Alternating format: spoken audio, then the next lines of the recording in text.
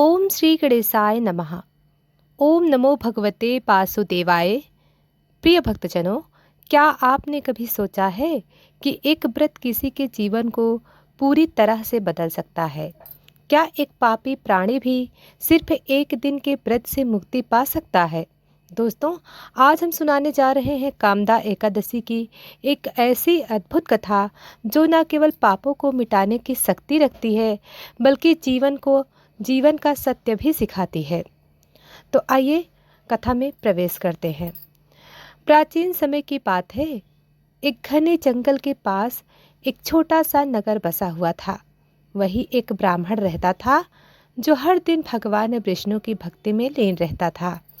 वह हर एकादशी का व्रत बड़े नियम और श्रद्धा से करता था और कभी भी धर्म का मार्ग नहीं छोड़ता था। एक दिन वह किसी काम से जंगल की ओर निकला, लेकिन उसे क्या पता था कि आज उसकी मुलाकात किसी ऐसे से होने वाली है जो उसकी जिंदगी बदल देगा।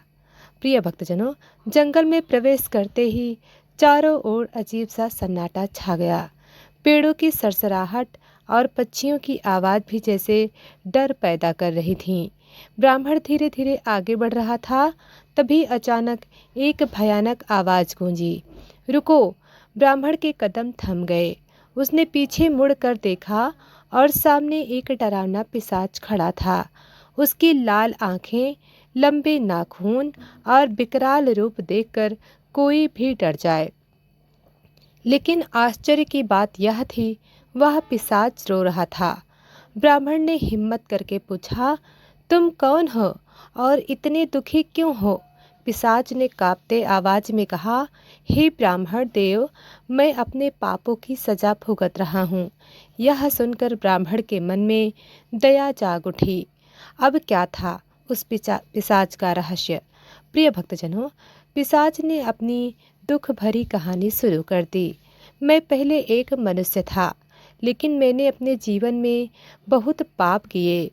लालच में आकर लोगों को धोखा दिया, निर्दोष को कष्ट पहुंचाया। मैंने कभी भगवान की भक्ति नहीं की और मृत्यु के बाद मुझे यह भयानक योनि मिली है। यह सुनकर ब्राह्मण बहुत दुखी हुआ।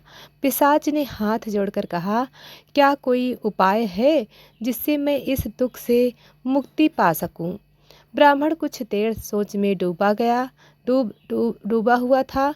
फिर बोला, एक उपाय है। अगर सच्चे मन से कामदा एकादशी का व्रत किया जाए तो बड़े से बड़े पाप भी नष्ट हो जाते हैं।